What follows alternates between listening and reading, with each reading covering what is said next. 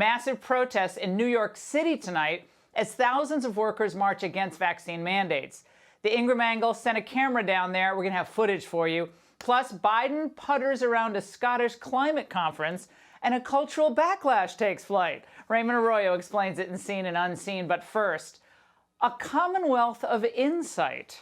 That's the focus of tonight's angle.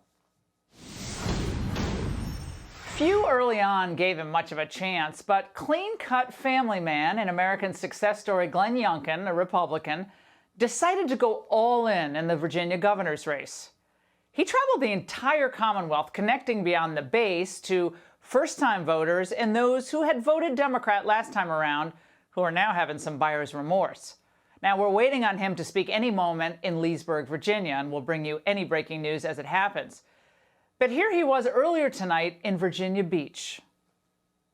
November the 2nd, we as Virginians, we get to stand up and make a defining statement about the future of our Commonwealth. A statement that says that we believe that we will soar. The spirit in the air is Virginians coming together, not Republicans against Democrats, but Virginians coming together and defining our future. Virginians rejecting a culture that tells our children that they have to shelve their hope, a culture that says that we have to accept mediocrity. This stopped being a campaign a long time ago. This is a movement led by Virginians. And this was Terry McAuliffe's closing argument. 50% of the students at Virginia schools, K-12, 50% are students of color, and yet 80% of the teachers are white. We all know what we have to do in a school to make everybody feel comfortable in school. So let's diversify. Are you kidding me? Well, that about sums it up. One guy promoting a positive pro-family, pro-business agenda for Virginians of all races and creeds, and the other playing to the cheap seats on racial division. It's so revealing, and how sad for Terry McAuliffe. No wonder the trend lines show a solid victory for Glenn Youngkin. McAuliffe, who's already was governor and an old pal of Bill Clinton's, looks kind of like a caught mackerel gasping for air on a boat deck. The last Fox News poll has Youngkin up over Democrat Terry McAuliffe by 8 points, 53 to 45. Fox 5 DC has him up by 2, so does the Trafalgar Group. Now, as someone who's lived on and off in Virginia since about 1987, I will say that I have never felt a greater sense of urgency here to elect any GOP candidate. Suburban moms who usually meet for coffee at Starbucks, they're now power walking to the polls together. 40-something-year-old Biden voters are speaking about tomorrow's election in hushed, desperate tones on the sidelines of their kids' Pee-wee football games. And the official state media outlets are already out spinning a McAuliffe defeat. Well, what do they all have in common? Zero sense of self-awareness about why the Democrats are floundering. The reason's simple. Politicians who use racial victimhood as a battering ram and who use our children as guinea pigs for their own radical agenda are finding few takers outside the world of academia and maybe the teachers' unions. First, this specious claim that critical race theory isn't even a thing in our public schools. I was at a Youngkin rally earlier today, Larry, and every single person I asked, why are you supporting Glenn Youngkin? It was education, education, critical race theory. I mean, this is, first of all, critical race theory, as we know, isn't taught in Virginia schools. It has one of the best school systems countrywide. Apparently, MSNBC daytime anchors don't have this thing called Google or Twitter, where a few days ago, our friend Chris Rufo presented documented proof that CRT is most definitely a prominent force in Virginia schools. In fact, it was done under McAuliffe's own administration. Back in 2015, the Virginia Department of Education told public schools to embrace critical race theory in an effort to re-engineer attitudes and belief systems.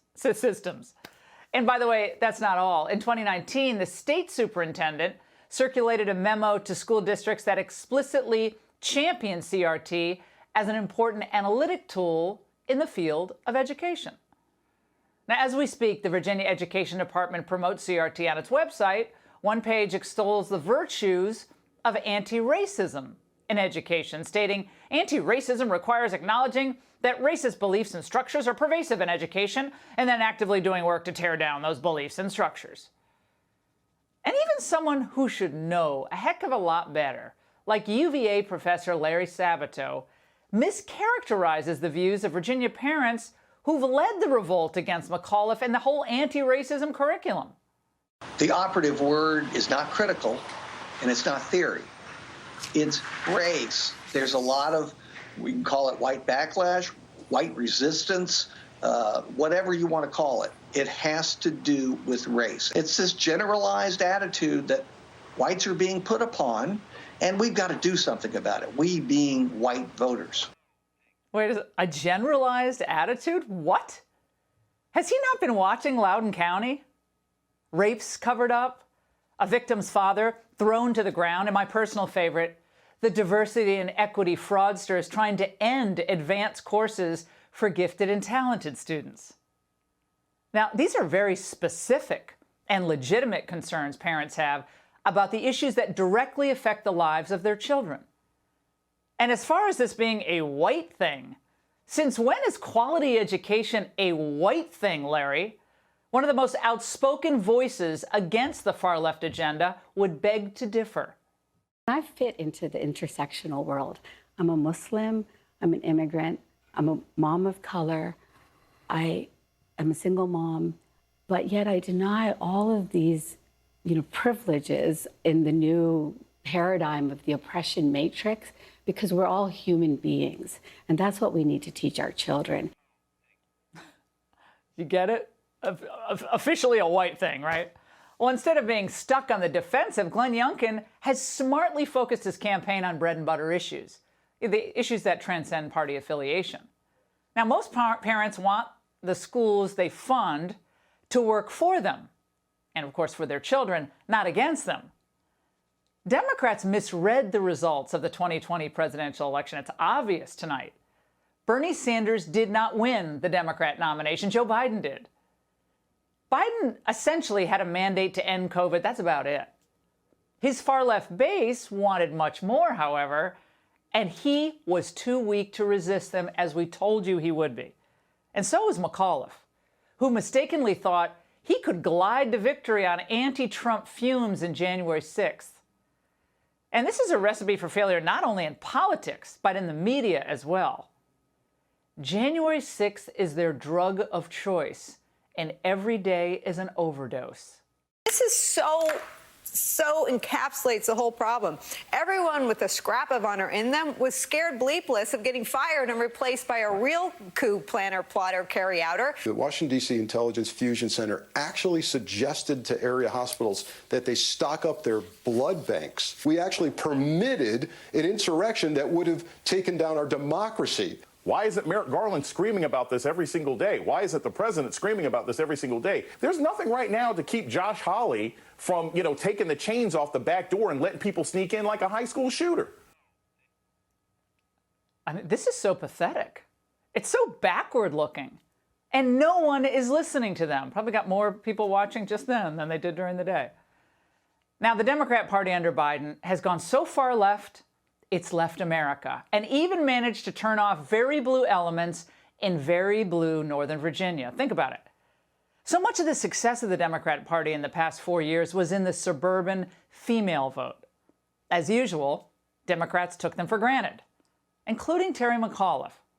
Somehow they thought they could run to the left on education, on race, on taxes, the economy, immigration, and still keep a lock on women voters.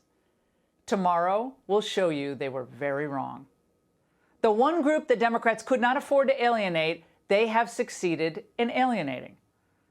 On election night 2020, when so many people were demoralized and down, I reminded you that the Trump policies worked spectacularly. We needed to do, at the time, what we needed to do was stick with them.